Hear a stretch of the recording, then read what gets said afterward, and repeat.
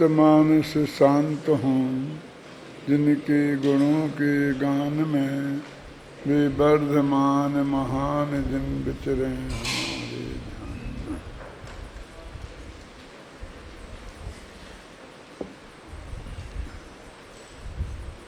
इस समय साध में निकांक्षित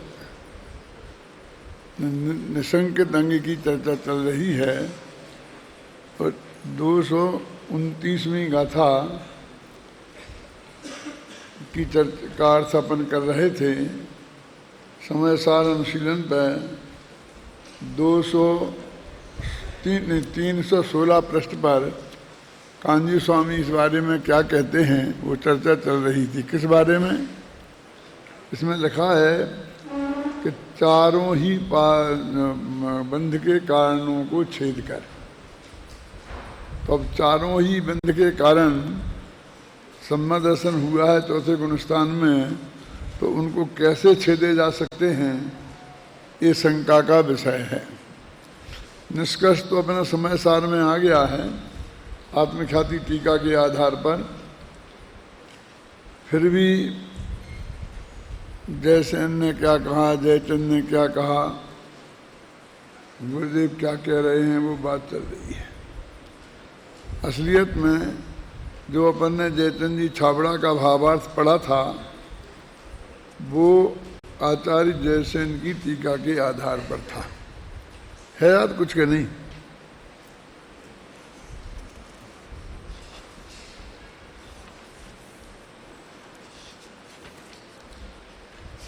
देखो पेज नंबर 316 के ऊपर 315 के नीचे की पैरा पड़ा था, नीचे का पैरा। इस गाथा व टीका का भाव स्पष्ट करते हुए पंडित जयचंद जी छाबड़ा भावार्थ में लिखते हैं। देखो निकालो, वो बड़ी किताब में नहीं, छोटी किताब में। सम्यक दृष्टि को जिस कर्म का उदय आता है उसका वह स्वामित्व के अभाव के कारण कर्ता नहीं होता। इसलिए भय प्रकृति का उदय आने पर भी सम्यक दृष्टि जीव निशंक रहता है, स्वरूप से च्युत नहीं होता। ऐसा होने से उसे शंकाकृत बंध नहीं होता, कर्म रस देकर खिर जाते हैं। ये जयचंद जी छाबड़ा ने लिखा था। आचार्य जयसेन भी तात्पर्य वृत्ति में इसी प्रकार का भाव व्यक्त करते हैं। वे 4 पादों के नाम भी गिना देते हैं जो इस प्रकार है: मिथ्यात्व, अवृत्ति, कषाय और योग। यहाँ ध्यान देने योग्य बात यह है कि गाथा में कर्म बंध मोह करे पद है, जिसका अर्थ आत्मख्याति में कर्म बंध शंका कर मिथ्यात्वादि भाव किया है। भाव अर्थ किया है। तात्पर्य यह है कि आत्मख्याति में मोह का अर्थ शंका किया है, जो निशंकित अंग के प्रकरण होने से उचित है। मोह करे शब्द है ना, तो शंका करे अर्थ किया है। अब इस बात का रहस्य स्वामी जी इस प्रकार स्पष्ट करते हैं। देखो अब यहाँ से अपन ने यहाँ तक पढ़ लिया था, वैसे एक प्रश्न स्पष्टीकरण पढ़ लिया था, प्रश्न चल रहा था। फिर भी एक दफ़ा पढ़ लेते हैं क्योंकि अच्छों को याद नहीं रहता है, ऐसा प्रकरण है। मैं कर्म से बंधा हूँ ऐसा मानना ही संदेह या शंका नामक दोष है। अपन तो संदेह शायद ऐसा होगा, शायद ऐसा होगा, अथवा मेरी समझ में नहीं आ रहा, मुझे शंका है, या तो संदेह या शंका करते हैं। लेकिन यहाँ कहते हैं वो कि बस मैं कर्म से बंधा हूँ, ये विपरीत मान्यता का नाम ही शंका है। मैं तो कर्म व राग से संबंध से रहित अवध मुक्त स्वरूप ही हूँ, ऐसा मानना व अनुभव करना ही सम्यक दर्शन है। दूसरे तरीके से कहें तो मेरा स्वद्रव्य कर्म के संबंध में है, ऐसा संदेह ज्ञानी को नहीं होता। माने मान्यता ऐसी, उसकी मान्यता ऐसी नहीं होती, माने उसको ऐसा विकल्प भी नहीं आता, कहने का मतलब। क्योंकि वह जानता है कि एक ज्ञायक भाव में स्वद्रव्य में कर्म व रागादि हैं ही नहीं, एक ज्ञायक भाव स्वयं सदा पर के संबंध से रहत ही है। यहाँ मिथ्यात्वादि में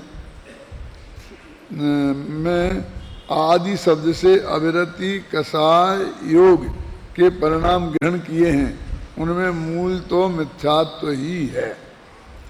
क्योंकि मूल तो मिथ्यात्व गया है चौथे गुणस्थान में, लेकिन ये चारों को भी शामिल कर लिया है। तो प्रश्न, तो क्या समकृति उक्त चारों ही प्रत्ययों का अभाव है? समकृति के यहाँ से अपन को बात चलानी थी, इतनी बात कल हो गई थी। कहाँ चारों का ही अभाव है?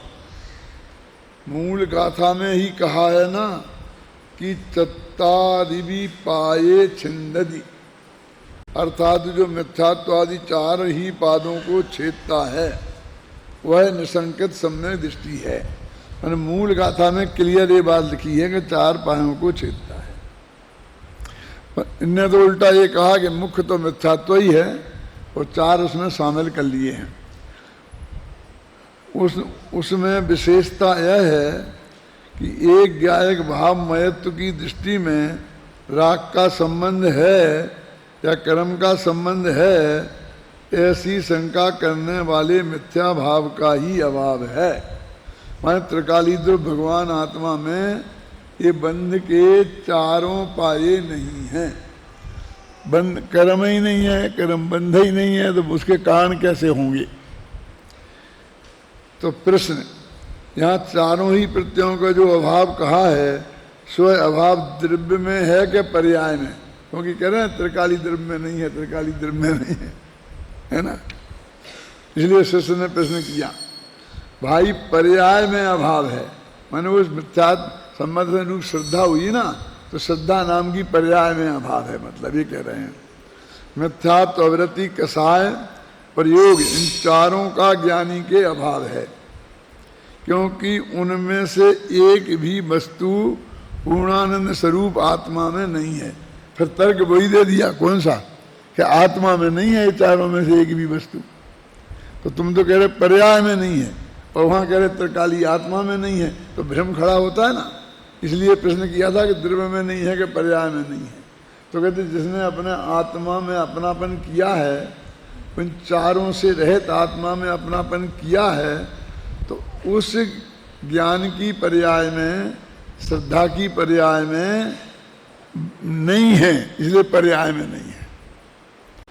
मैंने उसकी मान्यता में ही नहीं है कि ये मैं हूं। जैसे अपन बोलते हैं चौथे गुणस्थान में दृष्टि मुक्त हो गया, मैंने दृष्टि से अब कर्म उसके हैं ही नहीं, कोई रहा ही नहीं, है ना। शुद्ध चैतन्य रूप की दृष्टि में मिथ्यात्व आदि चारों ही नहीं हैं। बापू बहुत सूक्ष्म बात है। यहाँ तो आचार्य ने केवली भगवान का पेट खोल कर रख दिया है। यह पहली निसंकित अंग की गाथा बहुत ही ऊंची है। मैं एक चैतन्य स्वरूप अवध स्पष्ट मुक्त स्वरूप ही हूँ। जहाँ ऐसा भान हुआ वहाँ मैं बना हूँ, ऐसी शंका रहती ही नहीं है, क्योंकि वहाँ शंका उत्पन्न करने वाले मिथ्यात्व का अभाव हो गया है। अभी ये बात जो मैंने बोला ना, इसमें राई की ओट में पहाड़ है, वो ये कह रहा है श्रद्धा में ऐसे ये बात खत्म हो गई है कि मेरे में ये है ही नहीं, ये बंध का कर्ता मैं हूँ ही नहीं। और उसमें ये बार बार कहते हैं ना कि फिर निसंकित अंग क्यों कहते हो इसे, तो वो कह रहे कि उसके चित्त में ऐसी शंका ही कभी नहीं होती कि मैं इनसे बंधा हूँ। अपन तो विकल्प ही नहीं उठता, हमारे तो दिमाग में ही ये बात नहीं आई, अपन कहते हैं क्या। कोई आदमी किसी को भड़का है कि तू अपने भाई का गुलाम है, वो जो कहते वो तू करता है, तो वो कहता है कि मुझको तो आज तक विकल्प में भी ये बात नहीं आई है क्या कि मैं ये गुलामी है और मैं गुलाम हूं। वो सहज भाव से मेरे हित के लिए जो करना जरूरी है वो कहते हैं और मैं करता हूं। तो मुझे ये विकल्प ही नहीं आया कि ये गुलामी है। मैं तो ये समझा कि ये मार्गदर्शन है और इसी वजह से मैं अपने हित में प्रवृत्त हो सका हूं। क्योंकि यदि वे मुझको नहीं बताते तो ये करूं कि नहीं करूं इसका निर्णय मुझे करना पड़ता और उसमें बहुत विकल्प जाल खड़ा होता और हो सकता है कि मैं सही निर्णय कर पाता या नहीं कर पाता। अब मुझे उसके मामले में कोई माथा मारना ही नहीं पड़ा और गुरु ने बता दिया, भाई ने बता दिया, पिताजी ने बता दिया ये करो, ये अच्छा काम है और मैंने कर लिया। ये दिन ना रात होता है ना। क्यों? ये शेयर खरीदने वाले वो कहते हैं मैं तो पूछ लेता हूँ, जो दिन ना रात शेयर के कीड़े हैं वो लगे रहते हैं, वही वही धंधा करते हैं, तो उनसे पूछ लेता हूँ कि भाई साहब अभी कौन से शेयर खरीदना चाहिए, कौन से बेच देना चाहिए, और वो मुझे 1 सेकंड में बता देते हैं और मैं खरीद लेता हूँ, बेच देता हूँ। तो इसमें मुझे कभी गुलामी का फीलिंग हुआ ही नहीं कि मैं उनकी बात मानकर शेयर खरीदता और बेचता हूँ तो ये मेरा अहित हुआ है, उससे मेरा जितना भी हित हुआ है हित ही हुआ है। तो मुझे उसमें कभी गुलामी फील ही नहीं हुई, क्योंकि वो उसके कीड़े हैं, वो दिन रात उसे देखते हैं। कदाचित नुकसान भी हो गया तो वे भगवान तो है नहीं, केवल ज्ञानी तो है नहीं, उनने खुद भी किया था। वे कहते मैंने 1000 शेयर खरीदे हैं और मैंने उनके साथ 5 खरीदे थे।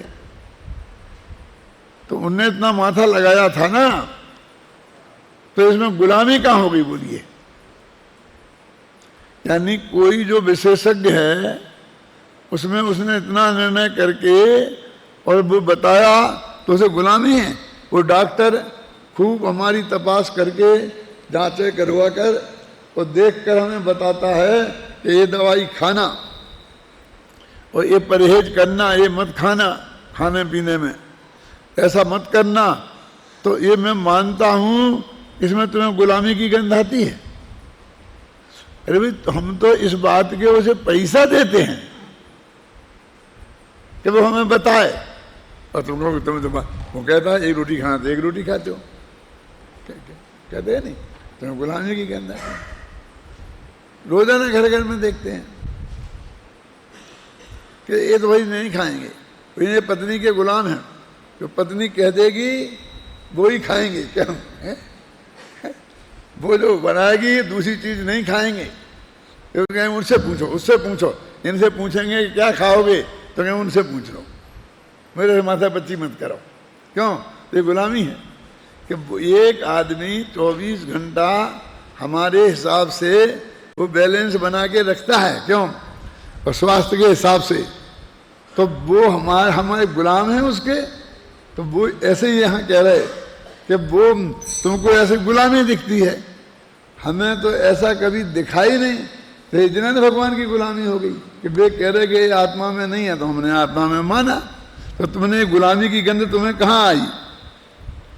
ये तो आचार्यों का वाक्य है, उनने इतना चिंतन करके हमें ये बात बताई है। देखो कहाँ निकल गया, चेतता का चल रहा था ना।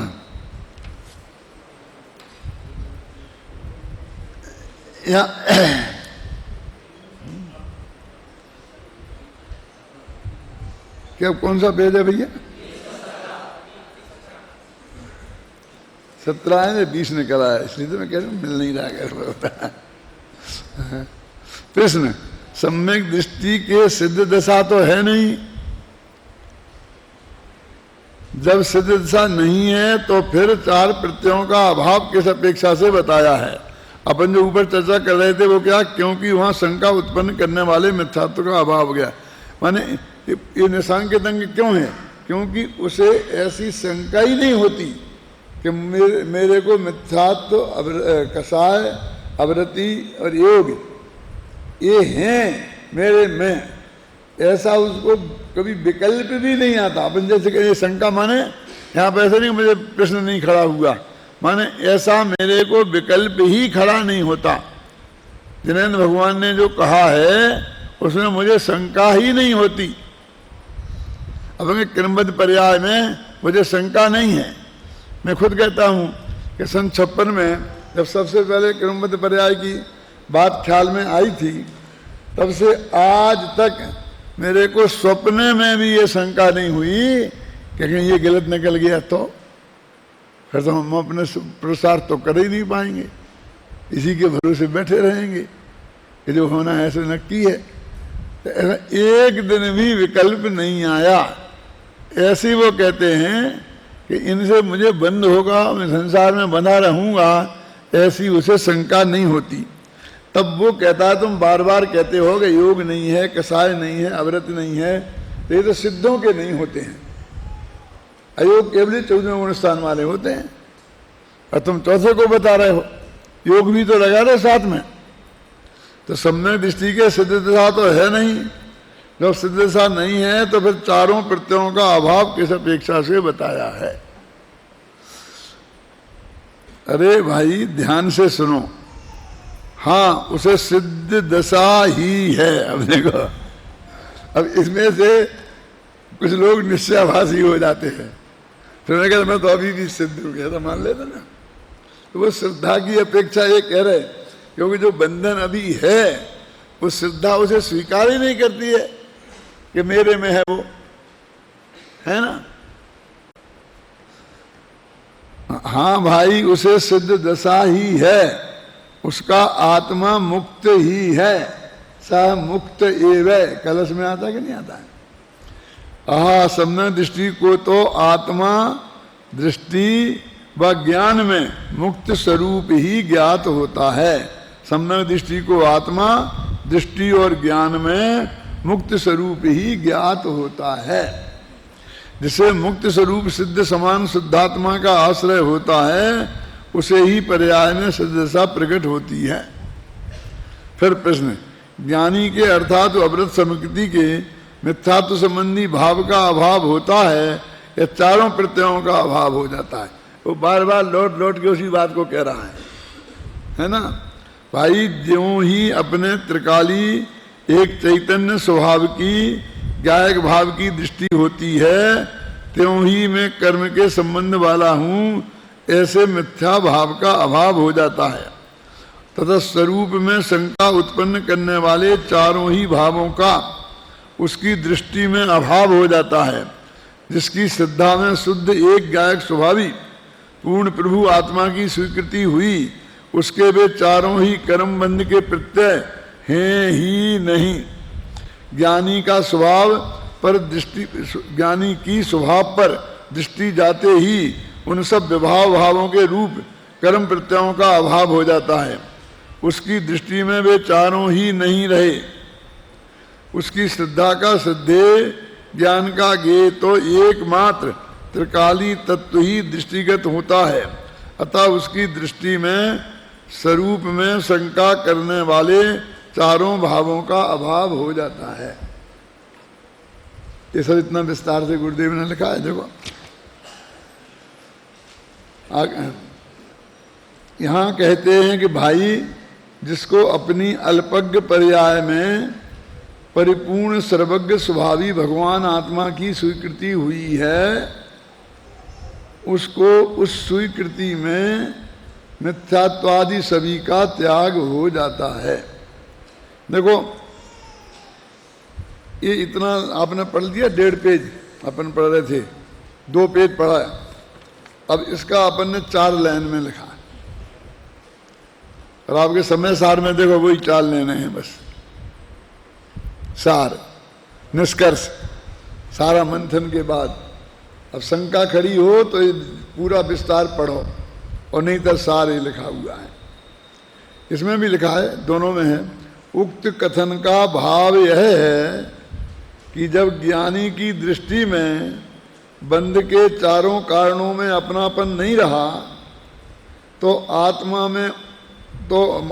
में तो उनका अभाव ही हो गया। कदाचित लोक में उनकी सत्ता हो भी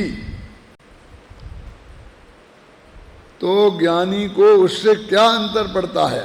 जब उसका अपनापन टूट गया है तो उसके लिए अभाव ही हो गया।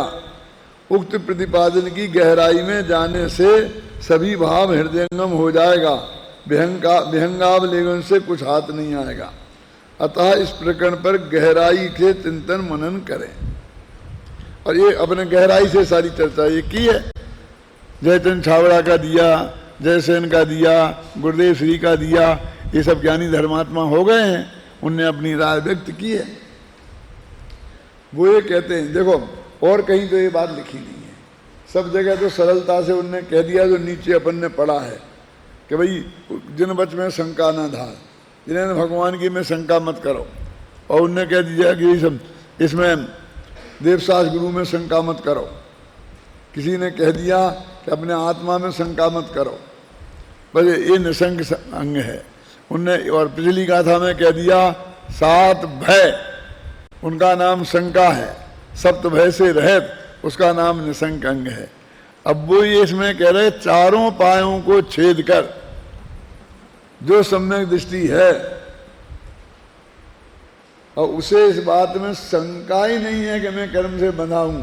चौथी गाथा तो पढ़ा ही रहे हो ना, अभी शांति जी भी पढ़ा दी है, इस टीवी में भी आ रहा है कि मैं क्या बंद कथा, काम भोग बंद कथा। तो उसमें मर्म की बात यह है कि काम भोग की बात तो उन्होंने की, लेकिन आगे उसे छोड़ दिया और बंद कथा को बंधाधिकार और मोक्ष अधिकार तक खींच के ले गए दादा। अब उन्होंने 3 बातें कही, लेकिन तो फिर जो 13वीं का 14वीं गाथा में उन्होंने आत्मा कर्मों से अबद्ध स्पष्ट है यही क्यों कहा, काम भोग की बात क्यों नहीं करी। सब बंधा है कि नहीं बंधा है इस चर्चा को बंध अधिकार में ले गए, मोक्ष अधिकार में ले गए, निजराधिकार में ले गए। बंध की बात को उन्होंने मुख्य रखा। ये तो सहज भाव के 3 इन बातों में दुनिया उलझी हुई है। तो ऐसी यहां पर एक कह रहे हैं कि वो जो बंध के 4 पाए हैं, कौन, मिथ्यात्व, अवरति, कसाय और योग, ये चारों ही पाए मैं नहीं हूं।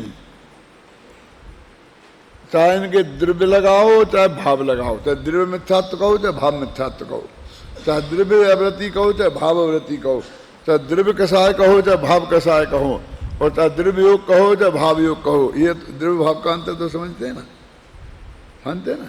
पर द्रव्य कसाय और भाव कसाय में क्या फर्क है, बोलो कोई हाथ उठाओ तो अंदाजा तो लगा मुझे समझते हो कि नहीं समझते हो। कोई बात नहीं, घबराना नहीं। यदि मुझे ये पता लग जाए कि नहीं समझते हो तो मैं समझाऊंगा, ये पता लग जाए कि समझते हो तो नहीं समझाऊंगा, आगे बढ़ जाऊंगा। पता तो लगना चाहिए, तुम्हारे चेहरों से भी कुछ पता नहीं लग रहा। ये जो क्रोध है ना, ये कसाय है। तो ये क्रोध तो अपन को जो गुस्सा आता है, क्रोध नामक भाव, वो तो है भाव क्रोध। और ये कर्म की प्रकृति है 148 में क्रोध नाम की, वो कार्मान प्रेरणा से बनी हुई है और वो हमारे आत्मा के अंश के साथ लगी हुई है ना। और जब वो उदय में आती है, उसका आबाधा काल खत्म होता है तो उदय में आती है, तब ये हमारे क्रोध नामक भाव होता है। तो उसका नाम है द्रव्य क्रोध, द्रव्य कसाय। ये भाव कसाय और द्रव्य कसाय। ऐसे भाव योग और द्रव्य योग, ऐसे भाव मिथ्यात्व और द्रव्य मिथ्यात्व। एक मिथ्यात्व नाम की कर्म प्रकृति है और वो काय कार्मान प्रेरणा से बनी हुई है और उसका संबंध आत्मा के साथ है। और उसके उदय में आत्मा में जो पर में अपनापन का भाव होता है, देह में एकत्व बुद्धि होती है, उसका नाम है भाव मिथ्यात्व। द्रव्यवृत्ति और भाववृत्ति, जो बाहर से व्रत नहीं होना, जैसे अपन 12 व्रतों का पालन नहीं करना, तो ये हो गई द्रव्य अवृत्ति। और अंदर में वो जिन कसायों की अप्रत्याख्यानावरण कसाय के कारण होती है ना, तो अप्रत्याख्यानावरण कसाय का होना वो भाव आवृत्ति है। ऐसे ऐसे हरेक में लगेगा। चलो, तो इस तरह से ये अपने इसमें समय सार में उतना ही लिखा है। अब जिसको डिटेल में जाना है वो इसमें अनुशीलन में पढ़े। यदि समय सार में भी ये सब रख देते, टीका में रख सकते थे, तो इसके भी 4 भाग बन जाते, इतना मोटा हो जाता। अब ये इतना मोटा पोथन न कौन पढ़े, व्यर्थ में अरुचि होती। लेकिन ये सार उसमें लिख दिया गया है। देखो,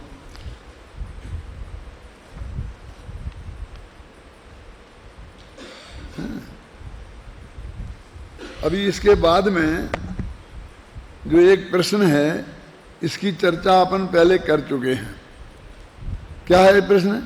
कि अमृतचंद्र ने प्रशासित द्वीपाय में सर्वज्ञ कथित अनेकांतात्मिक वस्तु स्वरूप में यह सत्य है असत्य, ऐसी शंका नहीं करने को निशांकित अंग कहा है। और आचार्य समंत भद्र ने श्रावकाचार्य में इदमेव ईदृशमेव तत्वम नानन्य चान्य था, तत्व यही है, ऐसा ही है, अन्य प्रकार नहीं। ऐसा सन्मार्ग में संशय रहित तलवार की धार के समान अकंप रुचि को निसंकित अंग कहा है। किंतु यहाँ सप्तभय रहित कर्मबंध करने वाले चारों पादों के अभाव को निसंकित अंग कहा जा रहा है। देखो, दोनों गाथाओं को समेट लिया। कौन कौन सी? सप्तभय से रहित माने 129वीं गाथा, 128वीं गाथा, और कर्मबंध के चारों करने वाले चारों पादों का अभाव, ये हो गई 129वीं गाथा को निसंकत अंग कहा जा रहा है। इसका उत्तर यह है कि वो चरणानी योग के ग्रंथ हैं। चरणानी योग में बाहर बाहर की बात की जाती है, और ये अध्यात्म का ग्रंथ है, इसलिए इसमें श्रद्धा की अपेक्षा बात की जाती है ना। चरणान योग में क्रिया की अपेक्षा बात की जाती है कि उसका बाहर में व्यवहार कैसे होगा, है ना, बाहर से कैसे दिखेगा, है ना। जैसे कि चरणान योग में जब बात करेंगे तो कहेंगे दूसरी प्रतिमा में क्या होना चाहिए, तो कहें 12 व्रत होना चाहिए, कि 12 अहिंसा व्रत, सत्य व्रत, आचार्य व्रत, उनकी परिभाषा बताएंगे, ऐसा नहीं करना चाहिए, ऐसा नहीं करना चाहिए, ऐसा नहीं करना चाहिए बोलेंगे। और कर्णान योग वाले से कहेंगे तो वो कहेगा अप्रत्याख्याना वर्ण कसाय का अभाव होना चाहिए, है ना। और फिर अध्यात्म वाले से कहेंगे तो वो क्या कहेगा कि वो तो नाप है, अप्रत्याख्याना वर्ण कसाय का अभाव। आत्मा में इतनी शुद्धि की वृद्धि हो गई है कि कसाय के 2 पाये छिद गए हैं, तो जो आत्मा में वो शुद्धि प्रकट हुई है उसका नाम वो व्रत है, उसका नाम मतलब 5 गुण स्थान है, वो ये कहेगा। मैंने एक दिन उदाहरण दिया था ना आपको कि अपन कवियों की बताते हैं कि एक लड़की पानी की टंकी पे चढ़ गई और वहां से वो चिल्ला चिल्ला के कह रही है कि मैं फलां लड़के से शादी करूंगी, तुम ये सब मानो तो मैं यहां से उतरूं, नहीं तो छलांग लगा के मर जाऊंगी। और नीचे पुलिस वाले आ गए, अब वो किसी की बात नहीं सुन रही है। और फिर वो कवि कहता है कि ये समस्या हो गई ना, अब इसे हम सुरेंद्र शर्मा से कहेंगे कि तुम इसे अपनी कविता में सुनाओ। तो वो कैसे बोलेगा? तो वो कविता बना के बोलता कि हे बालिके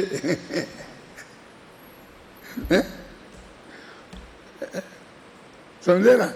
फिर कहेंगे इसको यदि फला कभी दूसरे कभी हमारे तुमने सुना कुंवर सिंह बेचैन, वो बोलेगा तो वो कौन सा बोलेगा कि मनहरण कवित्व बनाएगा। कि वो इस तरह से इस बात को बेकड़ करेगा। तो वो जैसे अलग अलग बोलते हैं ना, एक दफे अपने यहाँ लड़कों ने किया था कि इस बात का प्रतिपादन यदि युगल जी करेंगे तो कैसे करेंगे, गुरुदेव करेंगे तो कैसे करेंगे, लालचंद भाई इस पर व्याख्यान करेंगे तो कैसे करेंगे, डॉक्टर भारल व्याख्यान करेंगे तो कैसे करेंगे, ऐसी उसने नकल की थी। गाथा एक ही है, एक ही बात को रखेंगे, लेकिन चारों के रखने की विधि अलग अलग होती ना, और उसने उतनी गहराई से उसकी स्टडी की है, इसलिए तो वो ऐसा कर सकता है कि नहीं कर सकता है, हर एक की स्टाइल को व्यक्त कर सकता है। तो ऐसे ही यहाँ पर एक कह रहे कि चारों अनुयोग एक ही बात को, निशांकित अंग को वो चार तरह से व्यक्त करेंगे।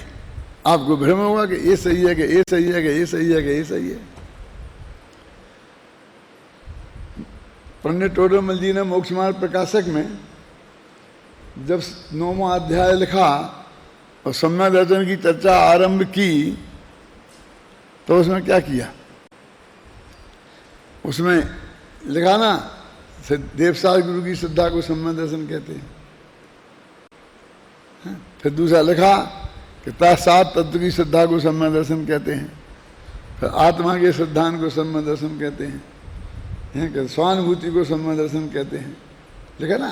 वो चार चार परिभाषाएं दी और फिर ये कहा कि इनकी क्या अपेक्षा है। वास्तव में वो चार अनुयोगों के अलग अलग कथन है। जो ग्रंथों के नाम पेश किए वे अलग अलग अनुयोग के ग्रंथ हैं। श्रद्धा नाम परमार्था नाम आप्तागम तपोघृताम त्रिमूढ़ा पूर्णमष्टांगम सम्यक दर्शनम स्मयम। अब देखो सतंग साहब का चार है, तो सत्य देवसार गुरु की श्रद्धा को बोला। तो ये बात सही है कि गलत? सही कहाँ है? माने वो जो उनने आचरण रूप बात बताई, और बात सही इस अर्थ में भी है कि हमको आत्मा का स्वरूप देव, शास्त्र और गुरु, इन तीनों से ही तो पता चलेगा। देव में किनको लेना, बोलो? अरहंत सिद्ध को लेना कि नहीं? सिद्ध देव तो हैं पर आप्त नहीं है। आप्त में और देव में अंतर क्या है जानते हो? तो जो श्रावकाचार में है आप्तागम तपो, आप्त लिखा, देव नहीं लिखा, देव सास गुरु नहीं लिखा। हम लिख देते हैं उसके अनुवाद में देव सास गुरु। उन्होंने क्या लिखा शांति जी? आप्त आगम और तपोभृत माने गुरु। तो आप्त लिखा, तो आप्त में क्या फर्क है उत्तम? देव में ये हितोपदेशी बना नहीं होता है। देव में, सिद्ध भगवान में हितोपदेशी बना नहीं है। अरहंत भगवान में हितोपदेशी बना है। और भाग्या मुख्य रूप से तीर्थंकर अरहंत को लेते हैं। तो वो अरहंत का भी उपदेश होता है, तो वे गुरु हो गए ना देशनालब्धि में। और जनवाणी से भी हम वो काम कर सकते हैं, तो वो भी हो गई, और गुरु भी हमें समझाते हैं। तो वो त्रिकाली तो भगवान आत्मा जो है, वे देवसास गुरु ही तो समझाएंगे। वो पहले देशनालब्धि में सम्यक दर्शन को आत्मा समझेगा, तब तो अनुभूति में जाएगा। देशनालब्धि के बिना तो सम्यक दर्शन नहीं होता ना। उसने इसको लिया।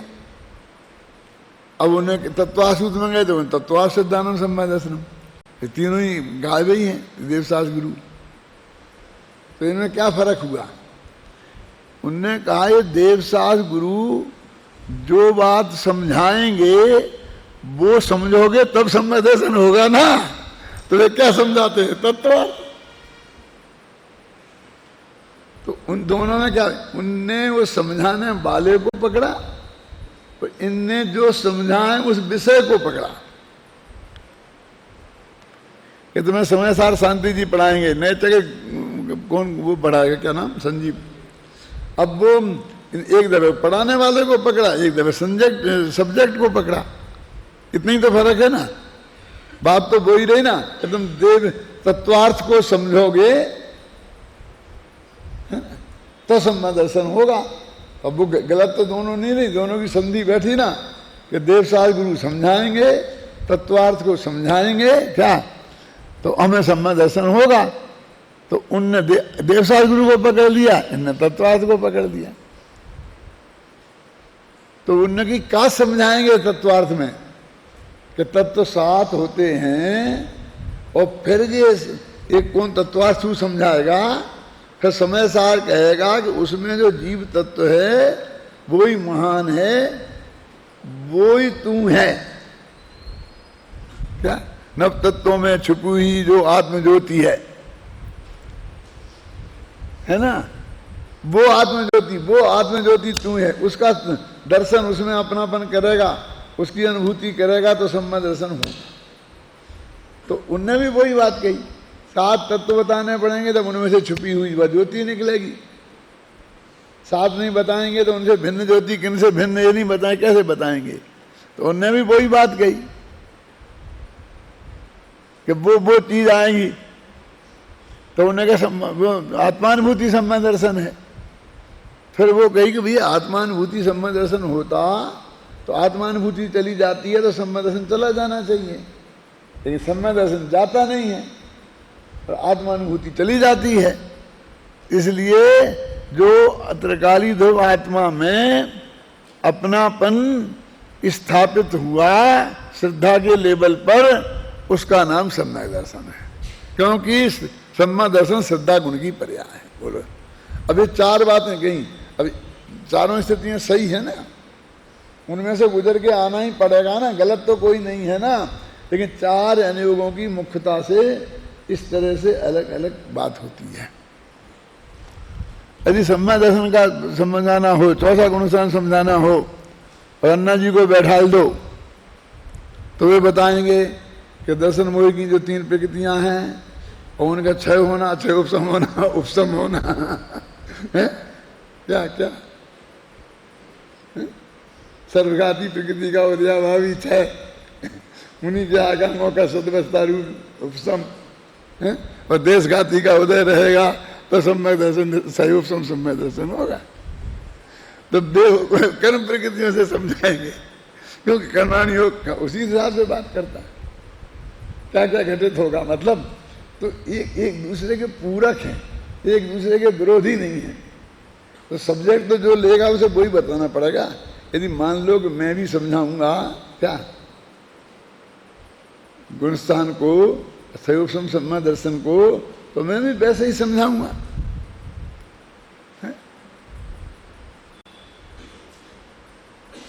ये विभिन्न अपेक्षाओं से कथन है, तो ये इन्होंने बता दिया। कहतंगा साप्तार में पुरुषासिद्धि उपाय में, अब सबसे बड़ी बात तो ये है, पुरुषासिद्धि उपाय अमृतचंद्र ने लिखा, अमृतचंद्र ने टीका लिखी। अब उन दोनों में ही अंतर आ गया, तो वो तो विषय का अंतर है ना। हम चरणन योग पढ़ाने बैठेंगे तो वो बात करेंगे, समय सार पढ़ाने बैठेंगे तो वो बात करेंगे।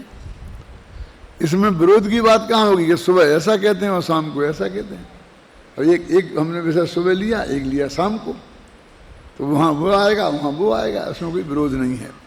अपने कांक्षित अंग की गाथा पढ़ो।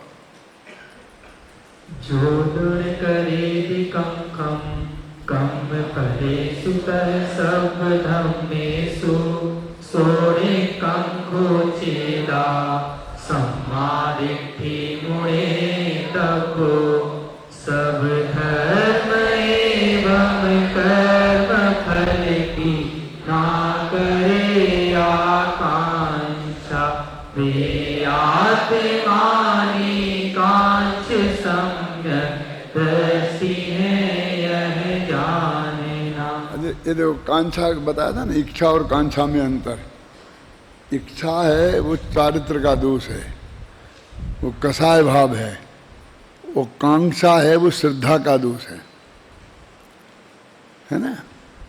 अकेला चाहना है इच्छा तो, और इनमें सुख है, ऐसी बुद्धि पूर्वक चाहना, उसका नाम कांक्षा है। इनसे मैं सुखी हो जाऊंगा 5 इंद्रिय के भोगों से, उसका नाम कांक्षा है। तो कहते हैं जो न करेदी कंखम, जो कांक्षा नहीं करता है, कि काय की नहीं करता है कि कम फलेषु, कर्मों का फल, कर्म मुझे पुण्य कर्म का उदय में अच्छे अच्छे भोग मिले, मैंने ऐसी कांक्षा। अब कर्म फल की तरफ से बात कर रहे हैं, मेरे कहते भोगों की कांक्षा नहीं करे, 5 इंद्रिय के भोगों में सुख नहीं माने, ऐसा कह सकते थे। अब यहाँ उन्होंने कर्म के फल में कहा। अभी एक एक गाथा में एक एक बात कुछ नई आ जाती है, जो जो झगड़ा पैदा करती है अथवा समझने के लिए, ज़्यादा समझने के लिए प्रेरित करती है। क्या लिखा देखो, काय में सब धम्म सभ्य धम्मेशु। अब एक तो कर्म फल लिख दिया, मैंने भोगों की आकांक्षा, अब दूसरा गया सब धर्मों की आकांक्षा। अब सब धर्म क्या आएंगे, अब इनमें सब अलग अलग अलग अलग, अमृतचंद क्या कहते हैं, जयसेन क्या कहते हैं, जयचंद क्या कहते हैं, कांजी स्वामी क्या कहते हैं, सारा झगड़ा खड़ा हो गया। सब धम्मेशु, अब सब धर्मों की आकांक्षा नहीं करे। तो अमृतचंद ने टीका लिखी तो उन्होंने वस्तु धर्म कर दिया, नहीं तो हम कह देते सब धर्मों के, हिंदू धर्म, मुसलमान धर्म, ईसाई धर्म, ऐसा कह देते। नहीं तो हम आत्मा में नित्यत्व अनित्यत्व एकत्व अनेकत्व धर्म कह देते हैं। ठीक है, उनने वस्तु धम्मो ऐसा कर दिया। अब और जरा बात हो गई, व्यक्ति खोल के रह गए, वैसे बहुत ज़्यादा उन्होंने कही नहीं कि कर्म के फलों में और सब वस्तु के धर्मों में की आकांक्षा नहीं करे, वो निकांक्षित सम्यक दृष्टि जानना। अब देखो पढ़ते हैं फिर, अभी देखो नीचे ये सारा झगड़ा इसमें खड़ा हुआ है। इसमें उसमें गाथा में तो इतनी सी बात है जो अपन ने अर्थ पढ़ लिया, जो कर्म बंधन वो तो हो गया। सब धर्म एवं कर्म फल की ना करे आकांक्षा, वे आत्मा निखांच सम्यक दृष्टि है, यह जानना। सब धर्म लिखा ना, सब धर्म और कर्म फल। अब सब मूल में तो सब धर्म लिखा है। अब धर्म का क्या अर्थ है ये तो हमें समझना पड़ेगा ना। इसलिए अमृतचंद की जरूरत है, इसलिए जयसेन की जरूरत है। हम तो क्या कहते, सब धर्म क्या कहना चाहते हैं? और आकांक्षा में तो अपन तो हर जगह वही बात करते हैं। देखो छडाला में क्या लिखा है, निर्विक चिकित्सा के बारे में बताता हूँ थोड़ा नमूना, कैसे मतलब कि मुनि तन मलिन न देख घिनावे, कि मुनि के मैले शरीर को देखकर घृणा नहीं करे। क्यों कि जब स्नान व्रत है उनके, अदंत धोबन व्रत है, तो दांतों में मैल लगा होगा, शरीर में मैल लगा होगा। तो भाई अपने बच्चे का कितना गंदा है, कितना अंडा, नहाता ही नहीं है, दांत नहीं करता है, अपन तो कितना माने नहीं उसको। अब मुनिराज नहीं करते उनका है, तो उनसे गिलानी नहीं करें। अब हमको ये हो गया हमारे लिए कौन सा निर्विक चिकित्सा अंग। अब ना मुनि नहीं है, पंचम काल में हमने मुनि के दर्शन ही नहीं किए, तो फिर हमारा निसंग अंग है कि नहीं है। अब फिर कोई मुनि होना चाहिए, फिर गंदा उसका शरीर हो और फिर हम उसे गिलानी नहीं करें, और एकदम बाहर जैसी बात हो गई ना।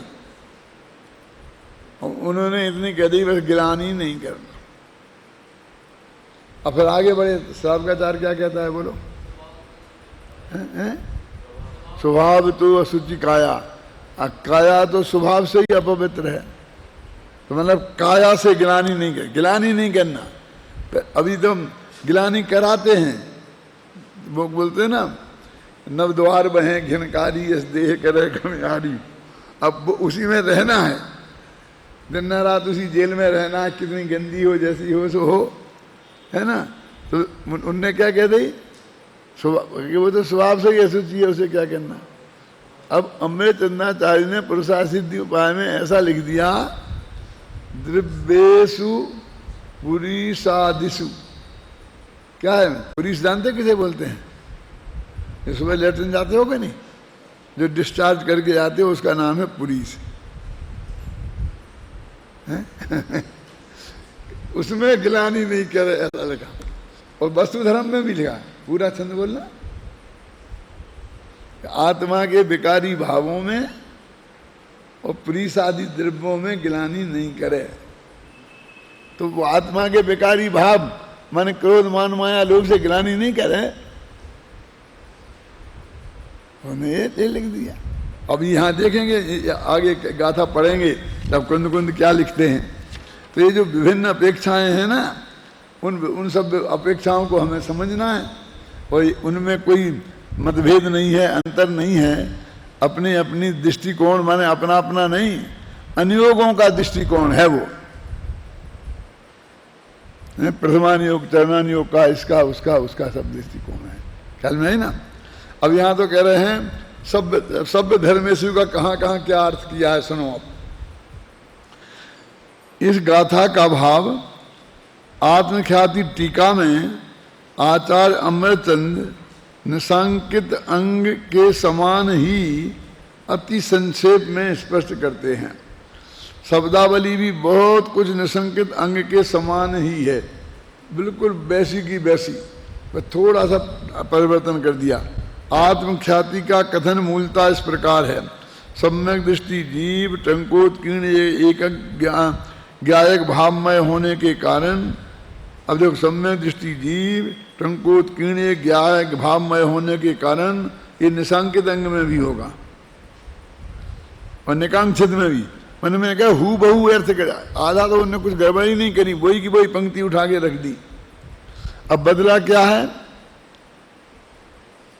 कि सभी कर्म फलों में और वस्तु धर्म, अब वहां तो था धर्म और यहां उनने कर दिया वस्तु धर्म।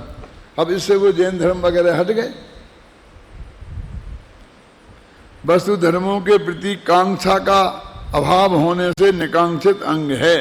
कांक्षा माने कि उनसे मेरा भला होगा ऐसी मान्यता, इसलिए उन्हें कांक्षा के बंध नहीं होता किंतु निर्जरा ही होती है। इसलिए उन्हें शंका के बंध नहीं होता अपितु निर्जरा ही होती है। ये भी वाक्य वैसा ही है, यहाँ कांक्षा के बंध नहीं होता अपितु निर्जरा ही होती है। तो अंतिम लाइन भी एक सी, पहली की लेने थोड़ी सी बीच में बदल दी। वे तो हिलना डुलना नहीं चाहते क्या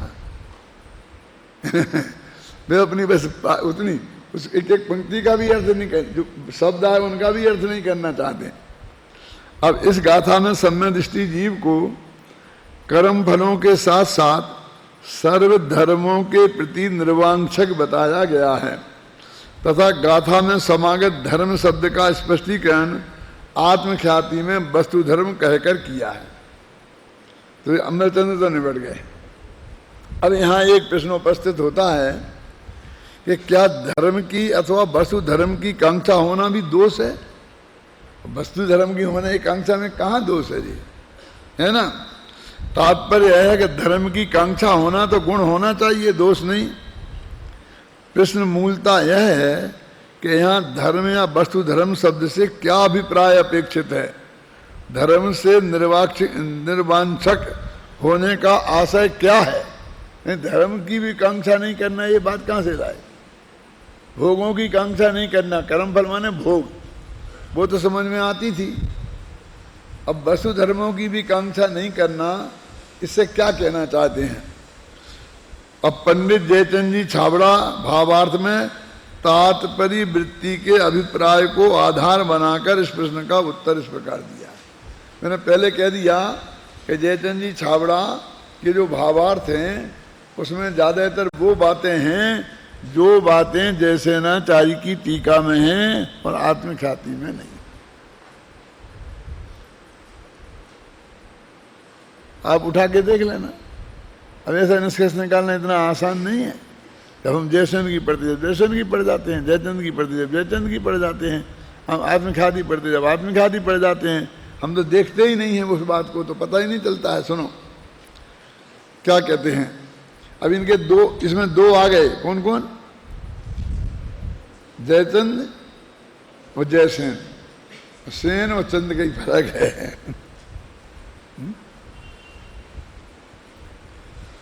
सम्यक दृष्टि को समस्त कर्म फलों की वांछा नहीं होती तथा सर्व धर्मों की वांछा नहीं होती। अब देखो इस अब अर्थ करते धर्म का अर्थ सुनो। सुवर्णत्व पाषाणत्व ये है धर्म का अर्थ। समस्त वस्तु धर्म है ना, तो वो पुद्गल वस्तु है ना, और उसमें सोना एक वस्तु है ना, उसका सुवर्णत्व है धर्म है। पाषाण का पाषाणत्व है धर्म, समझ गए ना। इत्यादि की निंदा प्रशंसा आदि वचन, ये वचनों में निंदा के वचन प्रशंसा इत्यादि इनका नाम है वस्तु धर्म। वचनों में निंदा प्रशंसा और वो उसमें पाषाणत्व और सुवर्णत्व, अर्थात पुद्गल स्वभावों की उन्हें उसे वांछा नहीं है और उनके प्रति संभाव है। एक अर्थ उन्होंने ये किया वस्तु धर्म का। अथवा अन्य मतावलंबियों के द्वारा माने गए अनेक प्रकार के सर्वथा एकांतवादी व्यवहार धर्मों की उसे वांछा नहीं है। वो धर्म भी ले लिए उनने, अन्य मतों के द्वारा माने गए। अब उनने तो मूल में सिर्फ धर्म लिखा था, किन्ने कुंद कुंद ने, समझ में आया ना। एक दफे एक बड़े आचार्य ने कहा था कि कुंद कुंद की गाथाएं तो बिल्कुल सरल हैं, अमृतचंद्र ने उनको दुरूह कर दिया है। लेकिन मैं कहता हमारे वैसे धर्म का क्या अर्थ है हमारी समझ में नहीं आया, तो वो काय की सरल है। अब उसको कोई खोलेगा ना, यदि टीका इसका एक तो नाम है, अनुवाद और टीका में क्या फर्क है समझ में आई। अब देखो समझो तुम, क्या हम उस बात को बस वस्तु धर्म का अर्थ नीचे वस्तु धर्म लिख दे में, तो उसका नाम है अनुवाद, मक्खी की मक्खी मानना, बस संस्कृत से हिंदी कर दी बस खत्म, इसका नाम है अनुवाद। अब इस पे विचार करके उसका निष्कर्ष निकाल के प्रस्तुत करना, आगे पीछे और आचार्यों ने क्या कहा, इसका नाम है टीका, समझिए ना। और फिर वो टिप्पणी होती है, टीका टिप्पणी बोलते हैं कि वो बहुत टीका टिप्पणी करता है। तो नीचे जो वो लिखी जाती है ना टिप्पणी कि ये बात का अर्थ हमने समझ, नीचे अपनी तरफ से खुलासा कर दिया, ऊपर कुछ नहीं किया और निशान लगा के नीचे लिख देते हैं, उसे टिप्पणी लिखो। संक्षेप में करना, देखो संक्षेप में उसका अर्थ करना वो वृत्ति, फिर उसको तर्क युक्ति से सिद्ध करना उसका नाम वार्तिक, फिर उसको और उदाहरण दे दे करके और परमतों की बात ला करके और सिद्ध करना उसका नाम भाष्य। कहते हैं सर्वार सिद्धि है वृत्ति, राज वार्तिक है वार्तिक, श्लोक वार्तिक है वार्तिक, और समंत भद्र ने लिखा था गंधे हस्ति महाभाष्य। अब लोग ये अनुशीलन क्या होता है, अनुशीलन क्या होता है, तो मैं कहता अनुशीलन ये होता है कि वो चारों तरफ से लेकर खूब धो के अच्छी तरह से पिंच के कोंच के करके सुखा दिया, साफ कर दी, निकाला, यहाँ क्या कहा वहाँ क्या कहा, सब जगह से देख दाख करके फिर उनकी संधि बैठाल करके किसने क्या अर्थ किया है ये सब बताना, इसका नाम है अनुशीलन। समझ गए ना।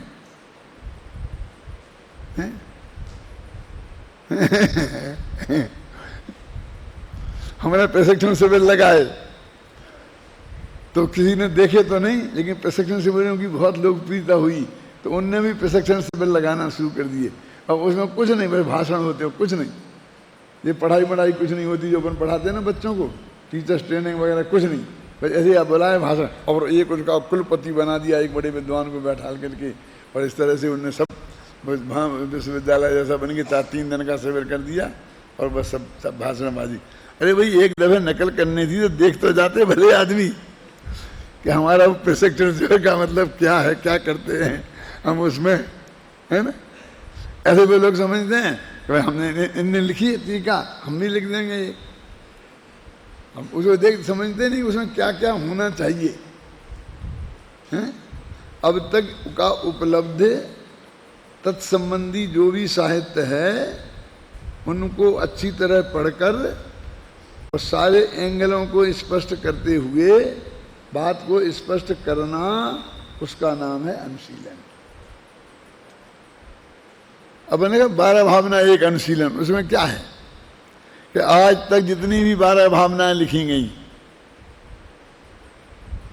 तो ये सब भावना तो एक ही लाइन पे चलती है ना, कि राजा राणा मर गए वे कहेंगे, सेठिया मर गए वे कहेंगे, जनता मर गई वे कहें, सब मर गए, हाय राम, पर उसी को अनित्य भावना कहेंगे कि नहीं कहेंगे, एक लाइन पे चलती है असरण भावना, अनित्य भावना।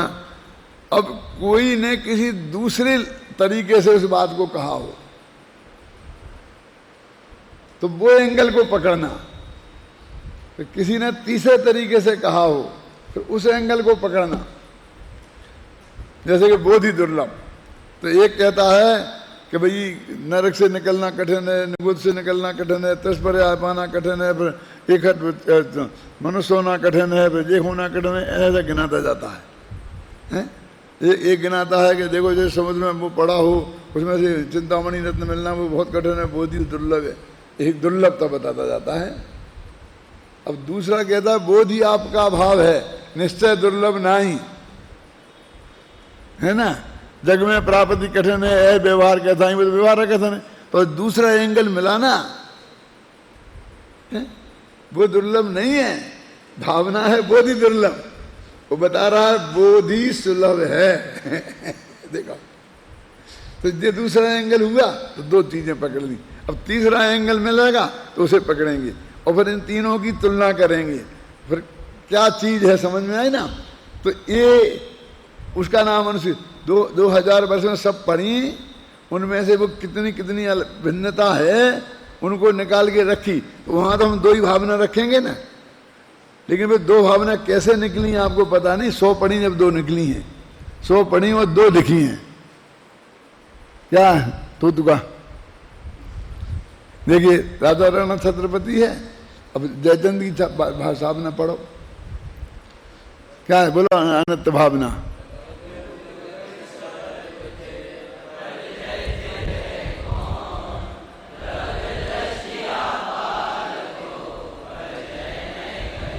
अब वो तो कहते हैं तुम क्या को रो रहे हो, सब मर जाएंगे मर जाएंगे, ये तो बात ही नहीं करते हो। राजा मर गए, ये मर गए, मेरे क्या ही मरने की बात है।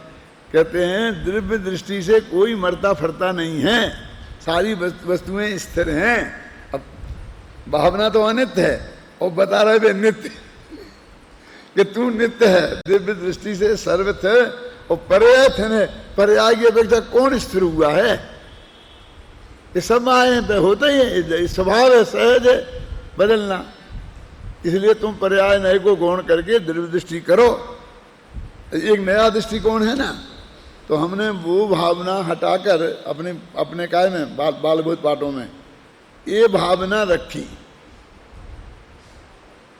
दूसरा दृष्टिकोण था ना ताराचंद जी, तो बड़े बड़े पंडितों ने विरोध किया, फूलचंद जी ने भी विरोध किया। आप क्या करना चाहते हैं? वो सबको कंठस्थ है, राजा राणा वही रखना चाहिए, ये नहीं रखना चाहिए। तो मैंने कहा सबको कंठस्थ है क्योंकि वो बालभूत पाठमाला में पढ़ाई जाती है, बच्चों को पढ़ा देगी तो कंठस्थ है।